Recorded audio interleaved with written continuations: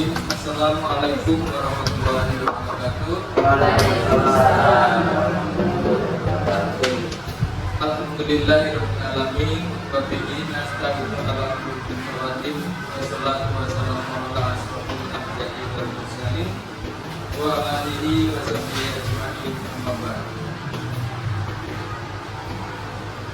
Bapak Ibu yang kami hormati, pertama kita panjatkan disebut kehadirat Allah Subhanahu wa taala yang melimpahkan karunia nikmat kepada kita berupa kesehatan, kesehatan, sehingga pada siang hari ini kita dalam keadaan sehat walafiat tanpa kurang satu apapun dalam menjalankan tugas. Kita syukuri nikmat yang besar ini dengan bersyukur mengucapkan kalimat tauhid. Alhamdulillah. Salawat serta salam untuk kita Nabi Muhammad Sallallahu Alaihi Wasallam yang selalu kita ikuti petunjuknya dan kita nantikan nanti sahabatnya di yakin akhir. Bapak Ibu yang hormati, dalam kesempatan ini dalam kegiatan diseminasi menyebarkan pemahaman dan penerapan pengalaman budaya positif yang akan nanti disampaikan oleh Bu Retno Laili Damayanti dalam rangkaian tugasnya mengikuti belajar di calon guru penggerak. Dalam kesempatan ini kami ucapkan terima kasih kepada Bu Retno yang telah akan memberikan pengalaman, berbagi pengalaman dalam praktek budaya positif kepada rekan-rekan di SDN kita. Dan bagi sekolah kita ini merupakan suatu keuntungan karena dari pengalaman baik yang telah diperoleh oleh Bu Retno selama belajar dalam guru penggerak, nanti akan dibagi kepada kita semua, dan ini akan menjadi suatu motivasi bagi Bapak Ibu guru nanti. Mudah-mudahan di tahapan yang akan datang ini dari sekolah kita juga banyak Bapak Ibu guru yang bisa mengikuti program guru penggerak tersebut, dan ini menjadi suatu motivasi yang baik. Dan tentunya dari hasil nanti yang disampaikan Bu Retno akan bisa Bapak Ibu praktekkan pengalaman tersebut, tentunya dalam rangka meningkatkan pembelajaran, memberikan pengalaman belajar kepada putra putri kita, dan dalam hal perubahan yang selama ini selalu terjadi dengan adanya pengalaman budaya positif yang telah dialami oleh Bu Retno, ini juga menjadi hal yang baik yang akan mempersiapkan kepada putra putri kita menghadapi perubahan-perubahan yang ada. Dan selanjutnya nanti untuk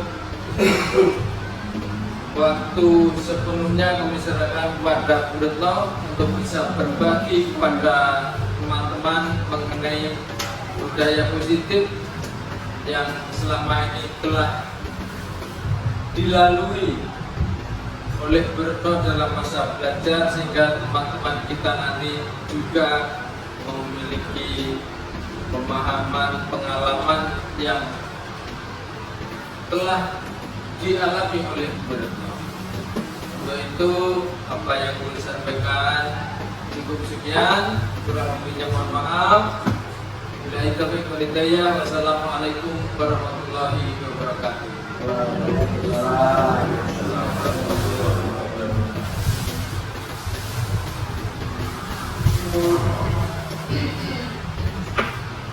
Terima kasih sebelumnya kepada Pak Karman atas sambutan mengantarnya.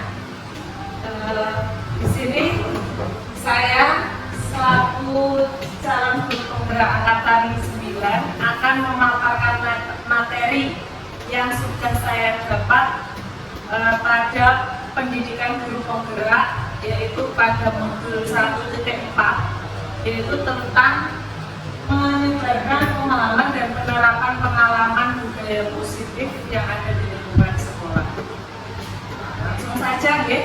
Jadi di sini sifatnya nanti saya akan sharing saja, Bapak Ibu. Pun tegang-tegang sampai mawon, sharing pengalaman apa yang sudah saya dapatkan pada pendidikan guru penggerak. Karena di sini saya juga belajar dan panjenengan sudah lebih pengalaman belajarnya sudah sangat luar biasa. Nanti kita sama-sama belajar di sini. Oke. Di sini saya akan menyampaikan tentang budaya positif. Apa saja itu budaya positif? Nah, tapi sebelumnya karena hari ini siang, jadi daripada kita ngantuk, kita semangat terlebih dahulu. Tapi sebelumnya saya kasih yel-yel dulu. Nanti kalau saya bilang SDN 1 Sumoroto, nanti panjenengan semoga jaya, semoga bisa, semoga luar biasa. Gitu nggih? SDN 1 Sumoroto, semoga jaya, semoga bisa, semoga luar biasa. Tepuk tangan. Nah, tadi ya kurang semangat, kurang bergerak lagi. Gak apa-apa. Nanti kita ice breaking dulu ya, biar pemanasan, biar tidak ngantuk. Monggo silakan berdiri semua, Bapak Ibu. Berdiri semua. Kita penyegaran dulu. Ya, Bapak Ibu, sebelum kita lanjut ke materi, silakan berdiri terlebih dahulu. Kita melakukan ice breaking di siang hari supaya tidak ngantuk. Nanti Bapak Ibu mengikuti gerakan yang ada di video, ya.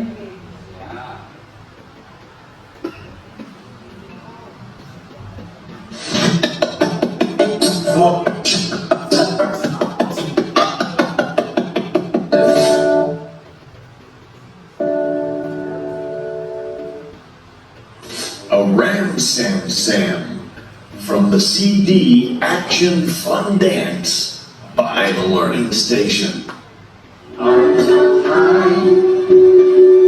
Reach for the sky.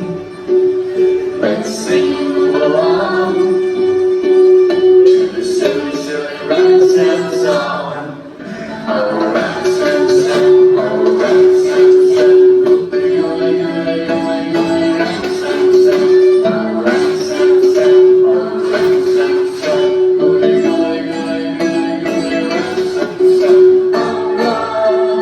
Oh,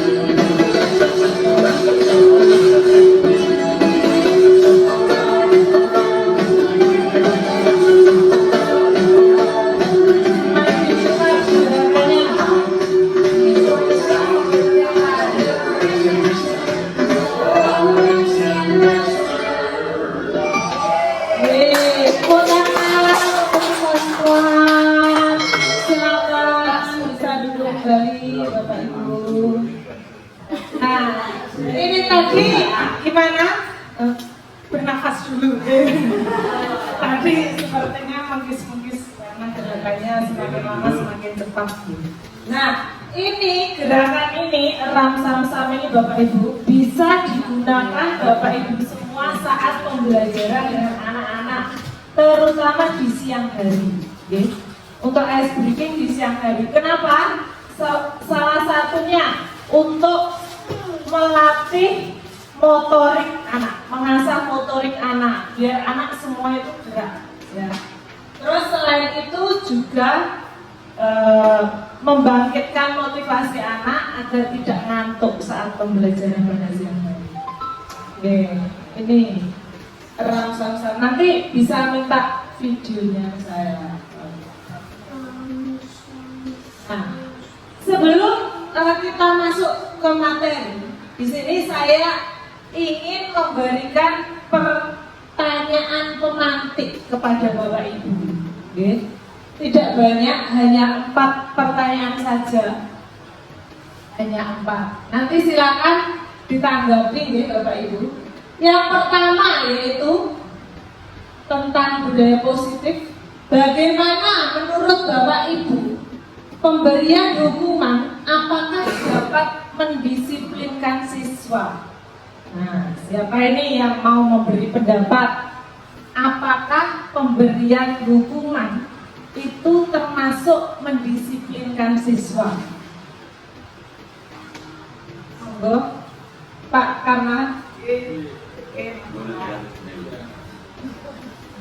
Berdasarkan pengalaman selama ini,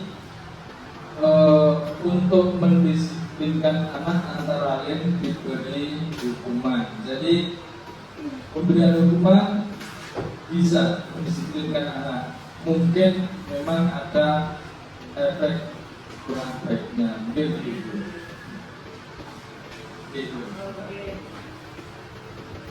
Ya, menurut Pak Karna pemberian hukuman bisa dilaksanakan, tapi dapat menyebabkan dampak negatif gitu Pak.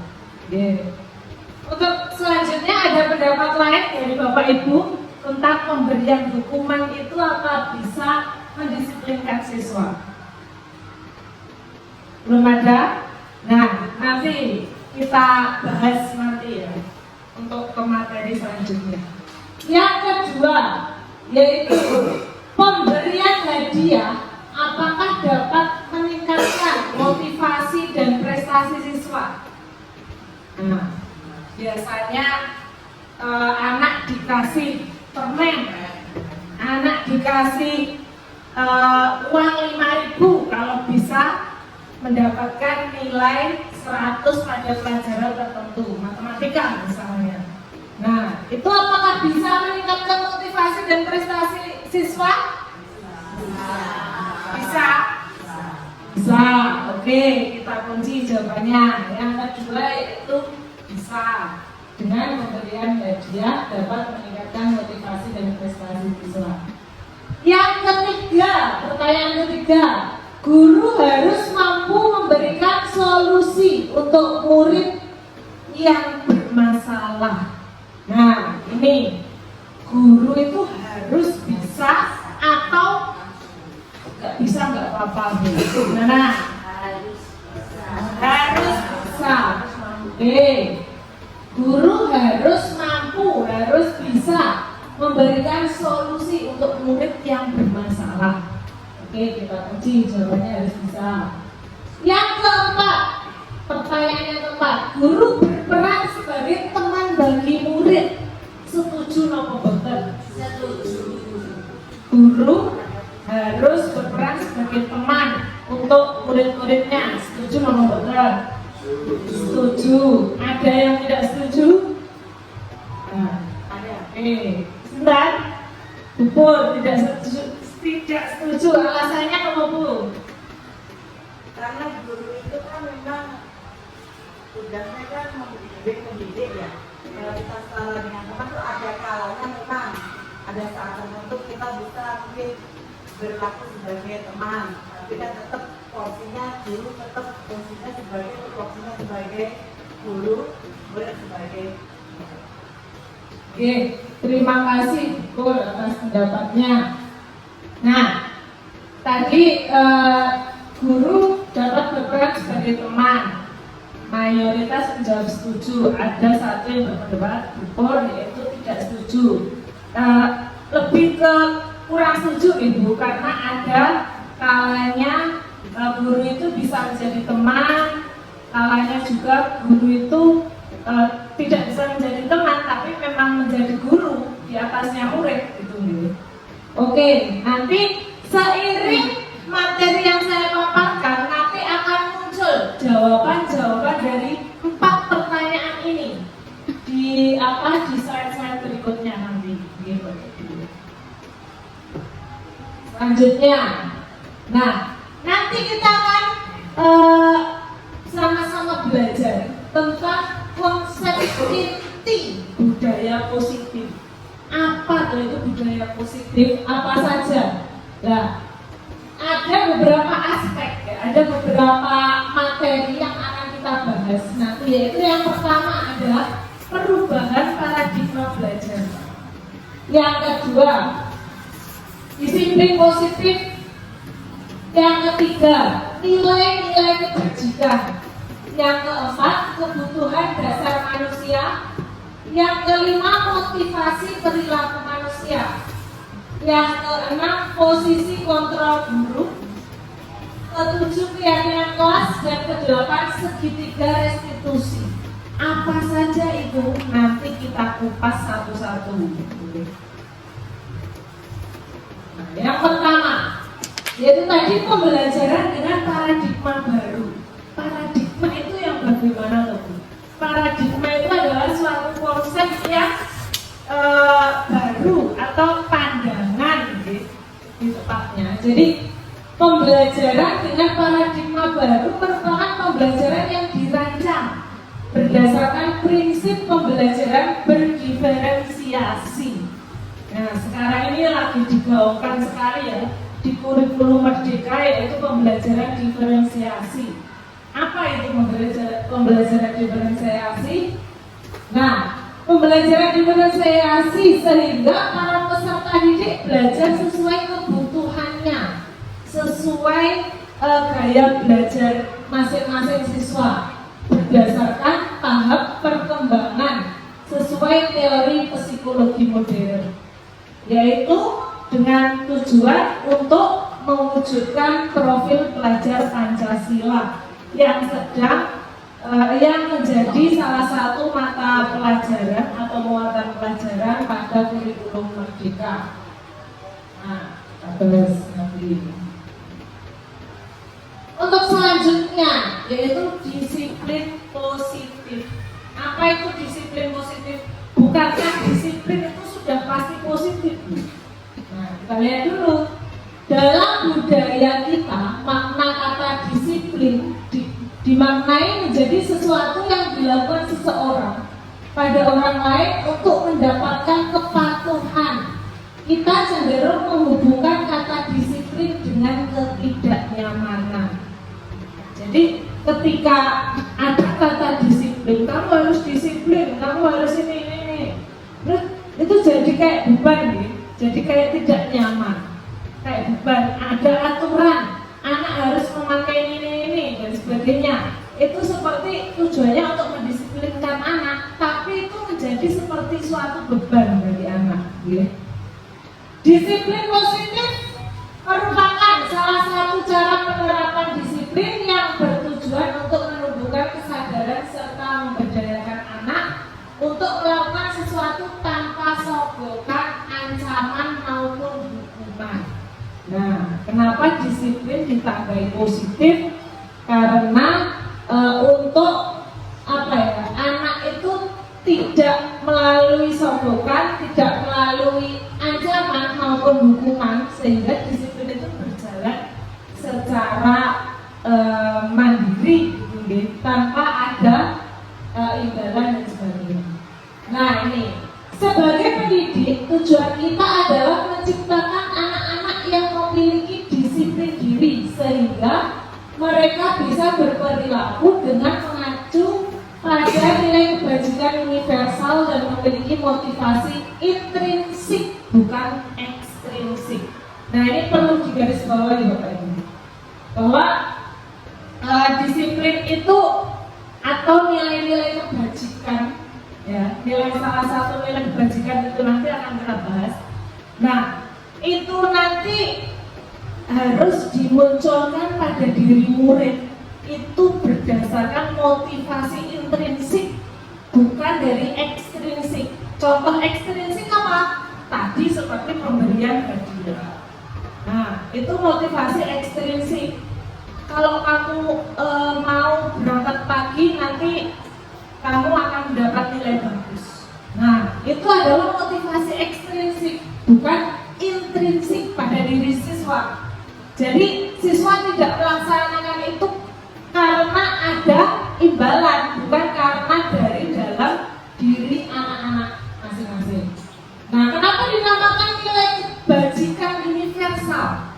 Karena apa yang kita tanamkan di dalam sekolah ini, atau nilai-nilai apa yang kita tanamkan saat pembelajaran, saat pembiasaan, saat kegiatan apapun yang ada di sekolah, itu harus mengandung nilai-nilai kebajikan. Kenapa universal? Nah, nilai kebajikan universal itu bisa digunakan anak tidak hanya di dalam sekolah saja, tapi di luar sekolah, di lingkungan rumahnya, di masyarakat. Mereka tetap muncul nilai-nilai kebajikan dalam diri mereka masing-masing. Nah, ini nilai kebajikan tadi ya.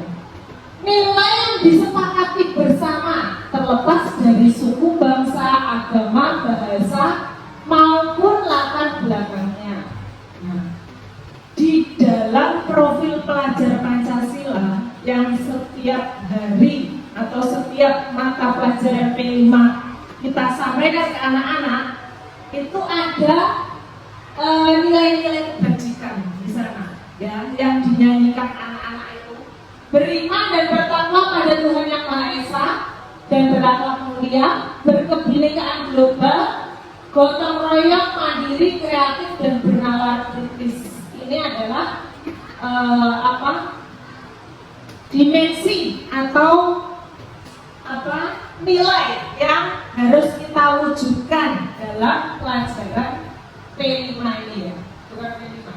Profil pelajar Pancasila yang terkandung dalam pelajaran P5.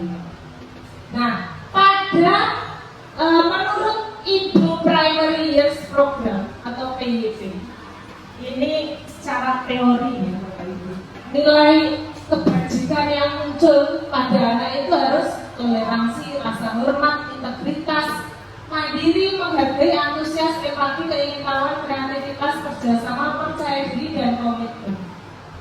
Nah, setelah itu ada keterampilan hidup atau life skill. Ini ada dapat dipercaya, lurus hati, pendengar yang aktif, tidak merendahkan orang lain, memberikan yang terbaik dari diri.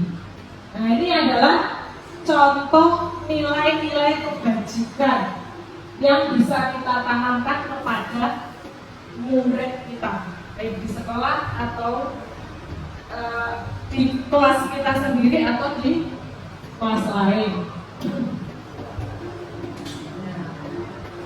Nah, jadi dari nilai kebajikan itu tadi nih, itu di dalam diri manusia itu sendiri, bukan hanya kita, tapi juga murid kita itu punya yang namanya kebutuhan. Kebutuhan apa saja? Yang kita tulis di sini adalah kebutuhan dasar. Kebutuhan dasar itu berarti yang wajib kita penuhi. Bukan wajib, tapi sudah mengalir dengan sendirinya, sudah terpenuhi gitu. Nah, apa saja? Yang pertama adalah bertahan hidup. Nah, kita butuh makan, butuh minum, butuh lingkungan yang baik, lingkungan yang aman. Nah, kita butuh itu. Bukan hanya kita, murid kita juga, semua butuh itu. Terus yang kedua ada kasih sayang dan rasa diterima. Ini juga menjadi kebutuhan dasar bagi murid kita, bahwa murid kita ini semua dari masing-masing murid kita pasti ingin rasanya disayang, diterima kondisinya, bagaimanapun kondisinya, dari latar belakang apapun, dengan akademik yang bagaimana, fisik psikisnya bagaimana, ingin diterima ya. Terus yang selanjutnya ada penguasaan. Nah, dalam diri kita pasti ada yang namanya power. Semua kita manusia, sebagai manusia pasti ingin sesekali berkuasa. Entah itu dalam hal apa, pasti ada rasa ingin menguasai sesuatu. Tuh. Terus yang keempat ada kebebasan atau freedom. Nah, dari manusia pasti juga ingin yang namanya kebebasan, freedom, merdeka. Sama seperti murid kita saat pembelajaran ingin merdeka. Saat pembelajaran misalnya yang terlalu dituntut untuk memahami materi ini sebenarnya tidak boleh kalau menurut ini ya. Jadi membebaskan anak, bukan membebaskan tapi lebih menuntut anak ya, dan memberi teladan sehingga mereka menjadi merdeka, bahagia dan selamat. Terus yang terakhir adalah kesenangan. Setiap dari diri kita pasti ingin happy, bahagia, senang. Sama seperti murid kita juga ingin senang. Ketika pembelajaran di kelas mereka ingin bersenang-senang. Entah bagaimana caranya, yang penting tujuannya pembelajaran tercapai, murid kita senang. Ya, prinsipnya seperti itu. Nah, dari kebutuhan dasar manusia itu tadi muncul motivasi perilaku manusia. Apa itu? Dorongan yang timbul pada diri seseorang secara sadar atau tidak sadar untuk melakukan suatu tindakan dengan tujuan tertentu. Yang pertama, menghindari ketidaknyamanan dan hukuman. Murid melakukan disiplin diri karena ia takut dihukum. Ini merupakan motivasi ekstrinsik, sama yang sudah saya sampaikan di awal tadi. Murid takut dihukum, makanya murid melakukan sikap disiplin. Tapi itu muncul dari motivasi ekstrinsiknya. Terus yang kedua, mendapatkan imbalan atau penghargaan dari orang lain. Murid melakukan disiplin diri karena ingin mendapatkan imbalan. Ini merupakan motivasi ekstrinsik, sama takut dihukum dan ingin mendapat imbalan. Ini motivasi ekstrinsik. Yang terakhir, menghargai nilai-nilai kebajikan dari diri sendiri. Murid melakukan disiplin diri karena sadar akan nilai kebajikan dirinya.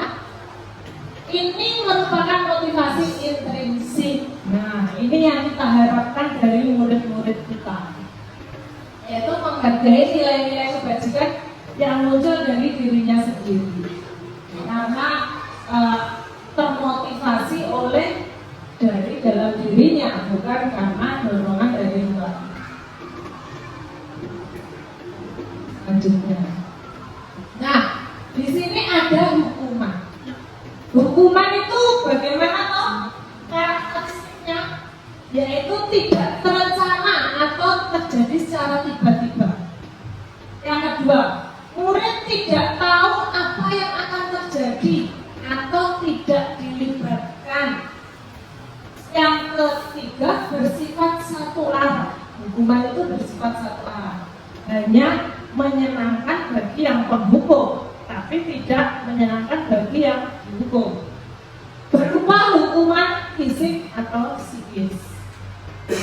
Yang kedua, konsekuensi. Konsekuensi itu terencana atau disepakati sesuai peraturan. Kedua, murid tetap dibuat tidak nyaman karena adanya konsekuensi. sikap guru selalu memonitor murid, ya, jadi kayak mengawasi terus murid seperti itu. Yang ketiga adalah restitusi. Apa itu restitusi? Proses menciptakan kondisi bagi murid untuk memperbaiki kesalahan. Proses kolaboratif yang mengajarkan murid untuk mencari solusi sendiri. Nah, dari sini, dari ketiga ini sudah bisa kita simpulkan yang mana yang akan kita ambil untuk menghadapi permasalahan pada murid kita. Selanjutnya, 5 posisi kontrol guru. Apa saja? Kita sebagai guru memiliki kewenangan untuk mengontrol murid, ya. Tapi kita punya yang namanya apa ya? Ini kondisi untuk bagaimana murid itu sadar dengan dirinya, muncul nilai kebajikan secara termotivasi secara intrinsik. Nah, yang pertama yaitu penghukum. Guru sebagai penghukum. Masih banyak ya sepertinya guru yang mengontrol dirinya, memposisikan dirinya sebagai penghukum. Saya juga seperti itu, Bapak Ibu ya. Karena saya masih belajar, jadi saya masih aja sesekali menghukum anak, misal tidak mengerjakan PR, suruh terus di WC, pokoknya itu kan juga salah satu penghukum ya, karakter penghukum. Nah, yang kedua adalah pembuat rasa bersalah. Misalnya murid jadi merasa bersalah karena sudah mengecewakan gurunya. Nah, ini pembuat rasa bersalah. Yang ketiga tadi teman, sebagai teman atau setara dengan guru, posisinya setara dengan guru. Yang keempat pemantau. Guru memantau siswa terus, murid terus, bagaimana tingkah lakunya, bagaimana perilakunya dan sebagainya. Yang terakhir adalah manajer. Guru sebagai manajer, manajer di kelas. Nah, contoh penerapan 5 posisi kontrol guru. Tadi kita sudah mempelajari posisi kontrol guru apa saja, yaitu kasusnya. Di sini saya beri kasus, yaitu siswa tidak memakai atribut lengkap saat upacara bendera. Ini contoh kasusnya. Ada posisi guru sebagai penghukum. Pasti guru akan langsung menghukum anak itu. Contohnya, hormat pada bendera selama 1 jam. Atau silakan berdiri berpanas-panasan menghadap ke timur. Itu juga salah satu posisi penghukum. Terus untuk yang posisi membuat rasa bersalah, nah guru bisa melakukan dengan pertanyaan seperti ini: berapa kali ibu harus beritahu kamu selalu mengecewakan ibu? Nah, ini kalimat yang membuat murid itu merasa bersalah. Makanya ini termasuk posisi membuat rasa bersalah. Selanjutnya, posisi sebagai teman. Ini tadi ya, ada pertanyaan kemarin. Ayo dong ikuti aturan sekolah. Tolong bantu ibu ya sekali ini. Ya sudah, tidak apa-apa. Lain kali jangan sampai berbuat ini lagi ya. Nah, itu posisi kita seorang guru memposisikan sebagai teman dan murid kita. Jadi seperti mentoleransi ketika siswa-siswi melakukan kesalahan. Yo wis gak apa-apa. Seperti itu ya. Lain kali jangan berbuat lagi. Nah, itu posisi kita sebagai teman. Nah, sebagai pemantau, kamu sudah melanggar peraturan sekolah.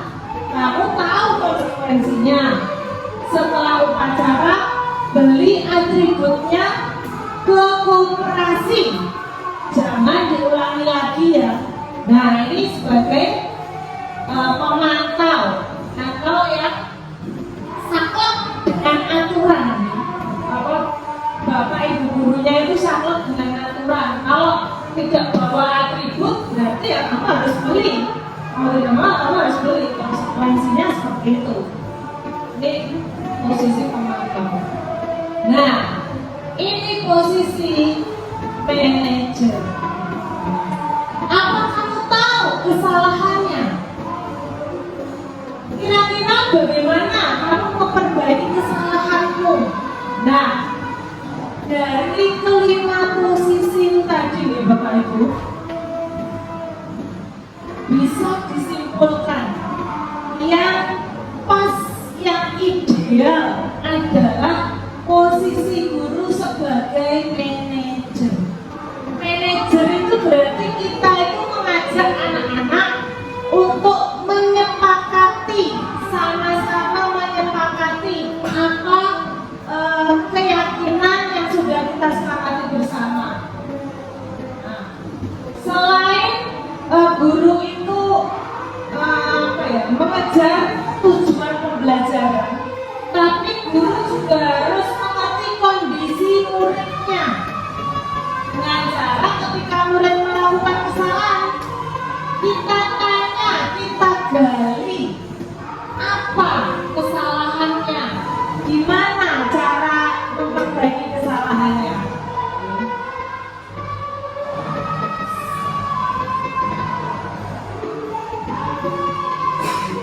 Nah, keyakinan kelas. Ini ada keyakinan kelas. Mungkin Bapak Ibu guru yang sudah melaksanakan kurikulum merdeka juga sudah pernah melakukan keyakinan kelas di kelasnya masing-masing nih. Dengan misalnya dengan menyepakati misal membuat post-it itu, kertas yang ditempel di papan tulis atau kertas yang ditempel di kertas plano. Nah, isinya apa? Kesepakatan antara siswa-siswa semua. Kita mau kelas yang bagaimana? Kita mau kelas yang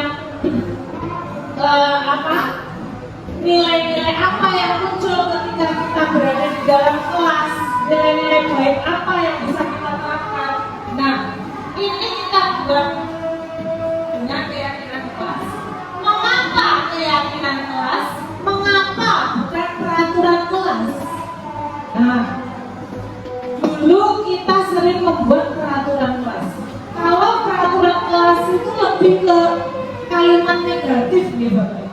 Contohnya, dilarang membuang sampah sembarangan. Itu adalah contoh peraturan kelas. Dilarang ramai saat guru menjelaskan materi pelajaran.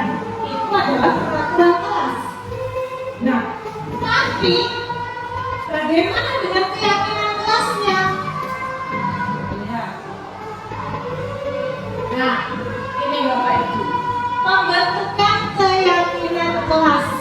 Keyakinan kelas itu bersifat abstrak, ya, tidak konkret tapi abstrak. Kenapa kok keyakinan?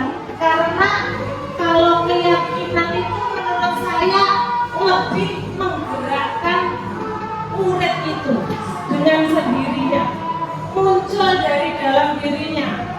Kalau peraturan itu untuk dilanggar, kok peraturan itu mereka sering melanggar. Tapi kalau keyakinan itu mereka malah menguatkan.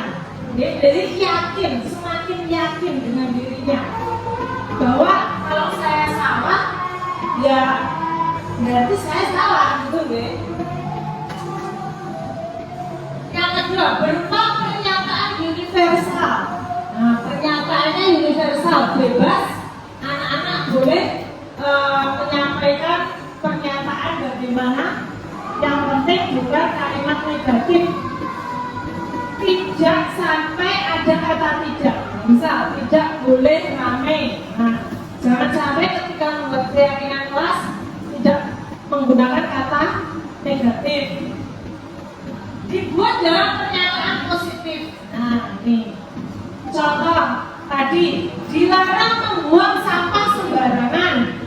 Berarti keyakinan kelasnya bagaimana? Buanglah sampah di tempatnya, seperti itu. Terus atau kalimat lain, jangan melakukan bullying di lingkungan sekolah. Nah, itu kan ada kata jangan, itu kan negatif. Kalau keyakinan kelasnya, sayangi temanmu, baik di dalam kelas maupun di luar lingkungan kelas. Nah, jadi kita ubah menjadi kalimat-kalimat positif.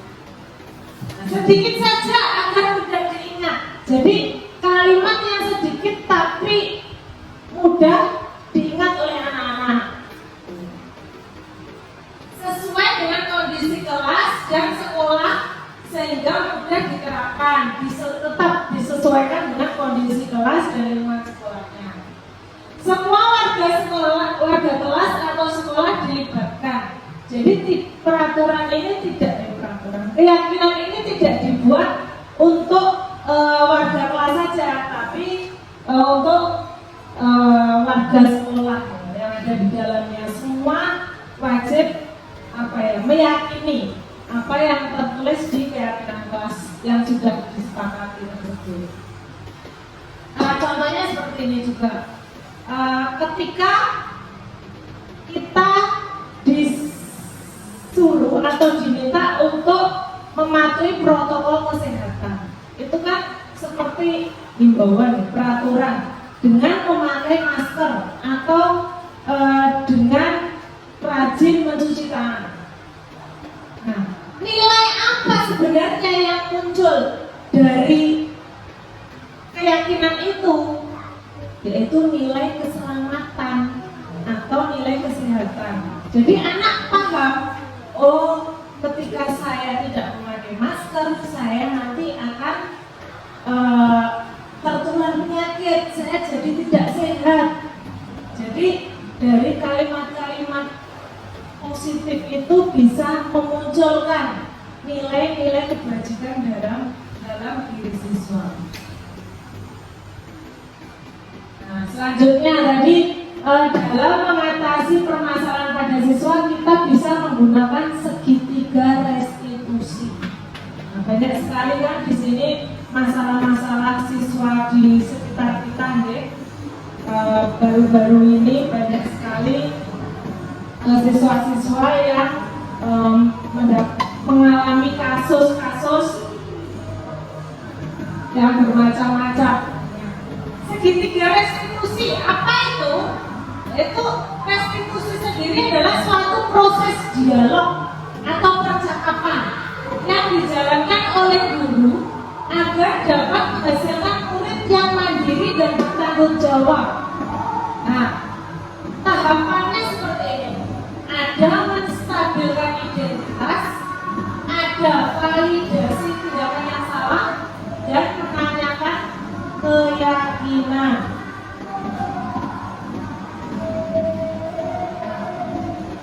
Tahap pertama yaitu menstabilkan identitas. Gimana itu kok menstabilkan identitas? Berdasarkan prinsip membuat kesalahan adalah bagian dari proses pembelajaran. Nah, membuat kesalahan adalah bagian dari proses belajar. Kita harus pahami itu. Oke. Nah, kalimatnya bagaimana? Contoh ketika kita mau menghadapi siswa yang bermasalah. Nah, berbuat salah itu wajar. Kita bisa sampaikan itu. Tidak ada manusia yang sempurna. Ibu, bapak juga pernah melakukan itu, melakukan kesalahan itu. Ibu, bapak tidak mau mencari siapa yang salah, tapi ibu, bapak ingin mencari solusi dari permasalahan ini. Kamu berhak merasa begitu. Nah, itu ya. Jadi ketika anak mengalami permasalahan, kita tanya atau kita sampaikan kalimat-kalimat ini terlebih dahulu. Jadi tidak menuntut anak, kamu salah, kamu kamu gini. Tapi disampaikan bahwa salah itu wajar, kita juga pernah melakukannya. Pada tahapan validasi tindakan yang salah, berdasarkan prinsip setiap perilaku berupaya memenuhi suatu kebutuhan tertentu. Contoh kalimatnya, kamu pasti punya alasan mengapa melakukan hal itu. Nah, tadi setelah ditanyakan ini. Padahal kamu bisa melakukan yang lebih buruk dari ini ya. Malah seperti ditambahi, padahal kamu bisa melakukan yang lebih buruk. Jadi memvalidasi tindakan yang salah dari anak itu. Kamu patut bangga karena telah melindungi sesuatu yang penting darimu. Kamu melakukannya karena mempertahankan sesuatu yang penting bagimu. Jadi tindakan salahnya malah divalidasi. Terus, yang terakhir, tahap terakhir yaitu menanyakan keyakinan. Berdasarkan prinsip teori kontrol bahwa pada dasarnya kita termotivasi secara intrinsik. Contoh kalimatnya. Apa keyakinan kelas kita? Anak itu disampaikan kembali. Apa keyakinan yang sudah kita buat, yang sudah kita sepakati sebelumnya? Nilai-nilai apa yang telah kita sepakati bersama? Seperti apa gambaran kelas yang ideal menurut kamu? Kamu ingin menjadi orang yang seperti apa? Nah, dari ketiga tahapan ini kita bisa menggali masalah dari siswa itu sendiri. Dia sudah melakukan kesalahan apa? Solusi apa yang bisa dia ambil untuk mengatasi permasalahan dia? Jadi bukan kita ya Bapak Ibu, bukan kita sebagai guru yang menentukan solusinya, tapi dia anak itu sendiri. Itu. Selanjutnya. Nah, ini ada contoh video, tapi videonya aneh. Jadi hanya nanti diambil poin-poinnya saja gitu. Bapak Ibu sesuai restitusi tadi.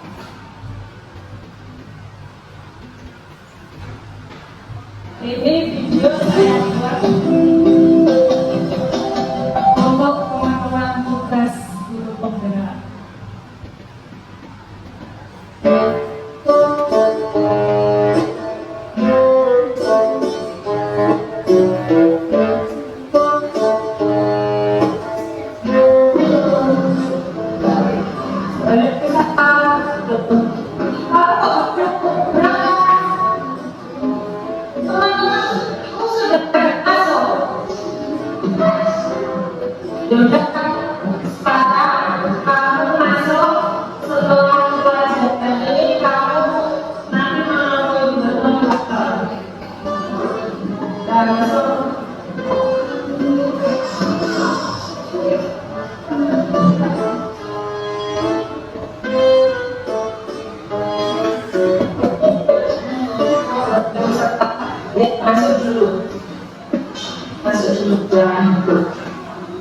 Nah, betul yang tanya, kamu tahu nggak kenapa kamu juga melakukan ini? Nah, tapi kamu sadar kok, kamu nanti dalam pada ini sedang uji semester ulangan semester. Nah, kita pasti semua orang pernah melakukan kesalahan itu ya, nggak hanya kamu ini juga pernah terlambat, teman-teman kamu juga pasti pernah terlambat. Kalau pengen tahu alasan apa kamu terlambat? Kesiangan. Kamu semalam tidurnya jam berapa?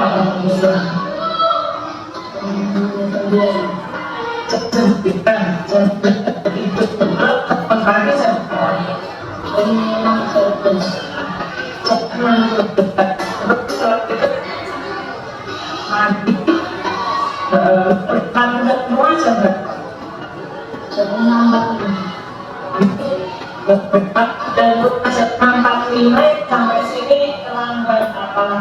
kamu jauh sana loh, kampung kono loh. Jadi kira-kira itu benar apa salah kalau kamu terlambat seminggu? Salah, otomatis salah ya. Kalau itu sudah salah, kira-kira kamu mau memperbaikinya apa tidak? Mau dengan cara kamu lebih awal. Oke, berarti kamu dengan cara kamu lebih awal, kamu biar tidak bisa terlambat lagi. Karena akhir-akhir ini betul ya, kamu itu sering datang telat. Apalagi ini sedang kondisi ulangan tengah semester. Kalau kamu datang telat, otomatis kan kamu tertinggal daripada temanmu yang lain, ya kan? Kamu mau ulangi lagi nggak kira-kira besok? Enggak. Berarti kalau kamu tidak mau mengulangi lagi, kamu berarti harus tidur jam berapa? Jam 8. Oke, atau setelah Isya ya. Setelah Isya segera tidur, terus bangun pagi jam berapa? Jam 5. Kalau misalnya kamu tidak bisa bangun pagi, kamu berarti harus pasang alarm. Ya, kamu punya HP toh? Atau punya jam beker di kamar? Taruh, pasang alarmnya ya, biar tidak terlambat lagi. Oke, berarti kamu masih ingat nggak keyakinan kelas kita di awal semester? Kita harus jadi anak yang apa? Disiplin. Betul, disiplin. Kamu harus jadi anak yang disiplin biar tidak tidak suka terlambat ya. Kamu masih ingat toh? Masih ingat? Masih ingat. Berarti setelah ini Dimas harus jadi anak yang tadi lo kamu sampaikan disiplin. Berarti setelah ini Dimas harus jadi anak yang disiplin. Oke, dan tidak oke? Urut mau ulangi lagi. Berarti setelah ini Dimas harus jadi anak yang disiplin dan tidak terlambat. Oke, ya. Janji ya besok ya. Oke, terima kasih Dimas. Wes, sekarang kamu kembali ke kelas terus istirahat. Iya, sama-sama.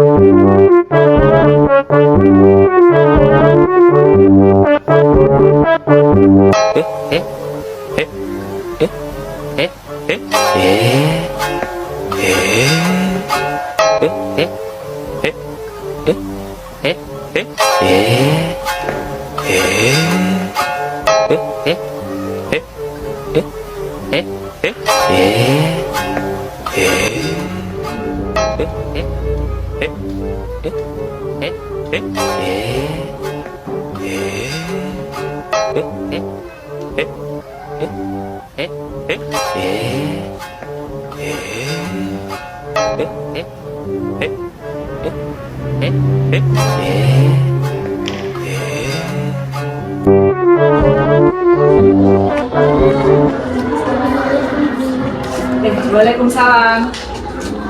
Siang Sela. Kamu tahu kenapa kamu saya panggil ke sini? Tidak, Bu. Oke. Jadi gini, tadi kan Bu Retno keluar kelas, terus Bu Retno mendapat laporan dari teman-teman. Katanya kamu tadi mencontek. Benar begitu? Iya, Bu. Kenapa kamu bisa melakukan seperti itu? Karena saya tidak kaca. Takut nilai jelek. Terus kamu tadi nyontek siapa? Bagus, Bu.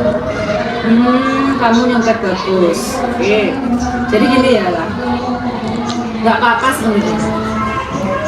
Bukan kok nggak apa-apa terus diulang lagi enggak. Tapi maksudnya gini. Bu Retno dulu di sekolah juga pernah melakukan itu, mencontek saat ulangan.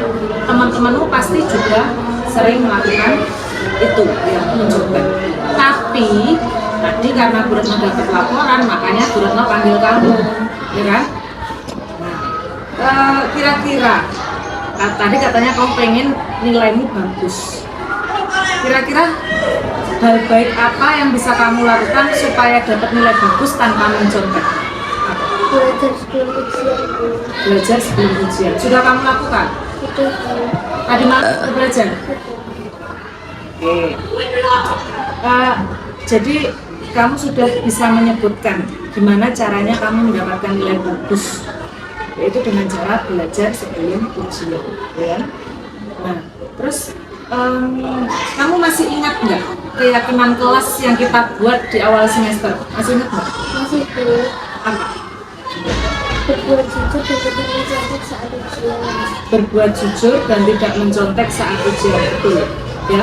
Kita kemarin sudah membuat keyakinan kelas yang ditulis di kertas, terus kita tempelkan di papan tulis, yaitu salah satunya berbuat jujur dan tidak mencontek saat di kelas.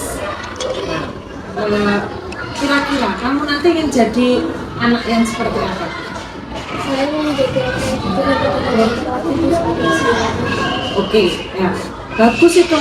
Berarti kamu ingin jadi anak yang jujur, itu sudah bagus. Nah, berarti apa ya? Kamu masih mau tetap melakukannya atau merubah sikapmu mencontek bagus itu? Merubah sikap, Bu. Oke, merubah sikap. Gitu ya. Jadi Bu Retno tidak mau ada laporan lagi bahwa Sheila mencontek, tapi Bu Retno ingin benar nih. Bu Retno Sheila sekarang jadi anak yang jujur, gitu ya, dan tidak mencontek lagi. Yaudah, oke, terima kasih Sheila. Sekarang kembali ke kelas, mau istirahat. Baik, Bu. Terima kasih. Ya, sama-sama.